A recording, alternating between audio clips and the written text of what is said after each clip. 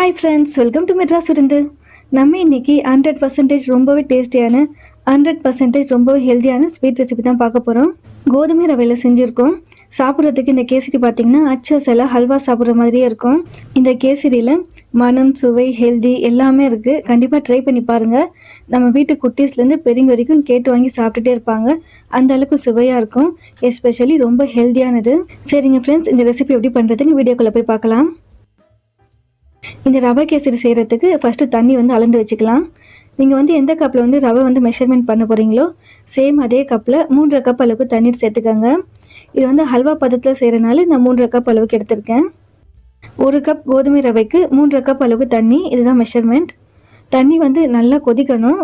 இப்போ இந்த தண்ணி ஸ்டவ் ஆன் பண்ணி வச்சுடுங்க. இந்த கேசரி ஹல்வா பதத்துக்கு செய்கிறனால நெய் கொஞ்சம் அதிகமாக தான் தேவைப்படும். நான் 1/4 கப் அளவுக்கு சேர்க்குறேன். ஸ்டவ் மீடியம் ஃப்ளேமில் வச்சுக்கோங்க. கோதுமை ரவை நல்லா வறுப்பட்டு கலர் மாறி இருக்கணும். வாசமும் நல்லா கமகமன்னு வரணும். அப்போ தான் நல்லா வறுப்பட்டு இருக்குன்னு அர்த்தம். கைவிடாமல் வறுத்துக்கோங்க, இல்லைன்னா கரைஞ்ச மாதிரி ஆகிடும். இப்போ பாருங்கள், இந்த அளவுக்கு தான் நல்லா வறுத்துக்கணும். கலரும் மாறி இருக்குது, வாசமும் நல்லா கமகமன்னு இருக்குது. இப்போ நம்ம சுடு தண்ணி சேர்த்துக்கலாம். சுடு தண்ணி சேர்க்கும் போது கேர்ஃபுல்லாக சேர்த்துக்கோங்க. ஏன்னா ரவையும் சூடாக இருக்கும், தண்ணியும் நல்லா சூடாக இருக்கும், மேலே தெரிக்கும்.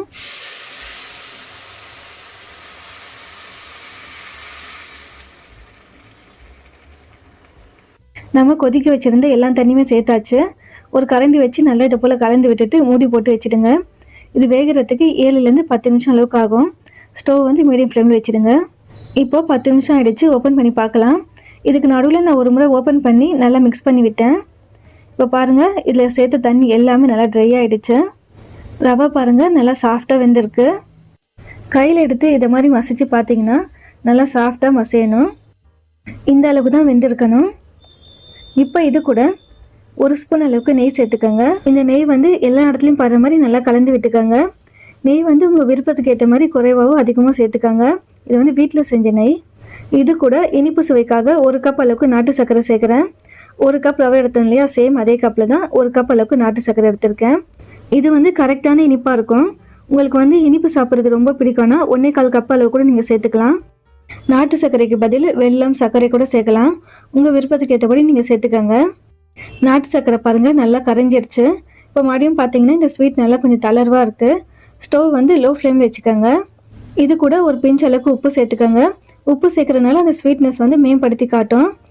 ஒரு முறை நல்லா கலந்து விட்டுட்டு மூடி போட்டு வச்சுடுங்க. ஸ்டவ் லோ ஃப்ளேமில் தான் இருக்கணும்.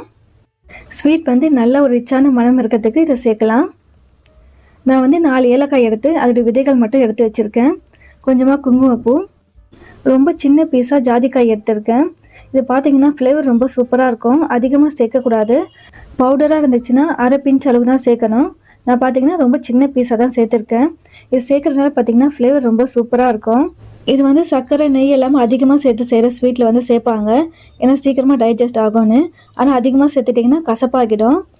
இந்த 3 பொருளும் சேர்த்து இடிக்கும் போது பார்த்தீங்கன்னா வாசம் நல்லா கமகமன்னு இருக்குது. ஜாதிக்காய் உங்களுக்கு வேண்டாம்னா நீங்கள் ஸ்கிப் பண்ணிக்கோங்க. ஆனால் சேர்க்கும் போது வாசம் ரொம்ப சூப்பராக இருக்கும். ஸ்வீட்டுக்கு தாளிப்பு ரெடி பண்ணிக்கலாம். நெய் 2லேருந்து 3 டேபிள் ஸ்பூன் அளவுக்கு எடுத்துக்கோங்க. அதாவது 1/4 கப் அளவுக்கு இருக்கும்.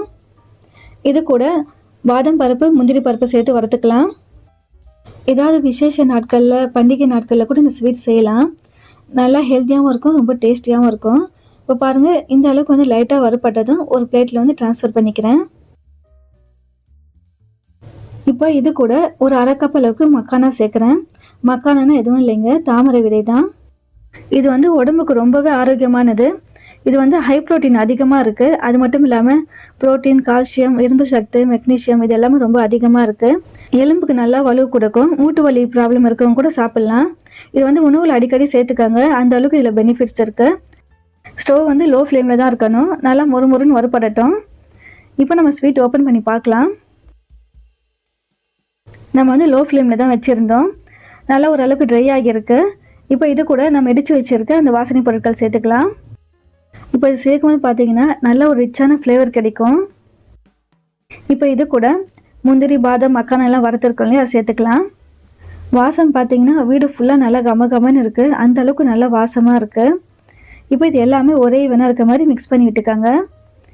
இது அல்வா பதத்துக்கு செய்கிறனால தான் நெய் நான் அதிகமாக சேர்க்குறேன். இப்போ நல்லா மிக்ஸ் பண்ணிவிட்டு ஒரு 2 நிமிஷம் அளவுக்கு மூடி போட்டு வச்சிட்டிங்கன்னா நல்லா இன்னும் கொஞ்சம் ட்ரை ஆகிடும். ஆறிடுச்சுன்னா இன்னமும் நல்லா ட்ரை ஆகிடும். இப்போ நம்ம மூடி போட்டு வச்சிடலாம். ஒரு 2 நிமிஷம் அளவுக்கு விட்டால் போதும். இப்போ பாருங்கள் 2 நிமிஷம் ஆகிடுச்சு. ஓப்பன் பண்ணி பார்க்கலாம். பார்க்கும்போதே தெரியும் நம்ம சேர்த்துருந்த நெய் ஃபுல்லாக நல்லா திரிஞ்சு வந்திருக்கு பாருங்கள். நல்லா ஒரு ஹல்வா பக்குவத்துக்கு வந்திருக்கு. நல்லா கமன்னு ஆரோக்கியமான கோதுமை ரவா கேசரி சூப்பராக ரெடி ஆகிடுச்சு. நம்ம வீட்டில் இருக்கவங்களுக்கு இது மாதிரி ரொம்ப ஆரோக்கியமாகவும் சுவையும் செஞ்சு கொடுங்க. எல்லாருமே ரொம்ப விரும்பி சாப்பிடுவாங்க. நமக்கும் ஆரோக்கியமாகவும் சுவையும் செஞ்சு கொடுத்து முழு திருப்தி கிடைக்கும். இந்த ரெசிபியில் ஏதாவது டவுட்ஸ் இருந்தாலும் கமெண்ட்ஸில் கேளுங்க ஃப்ரெண்ட்ஸ்.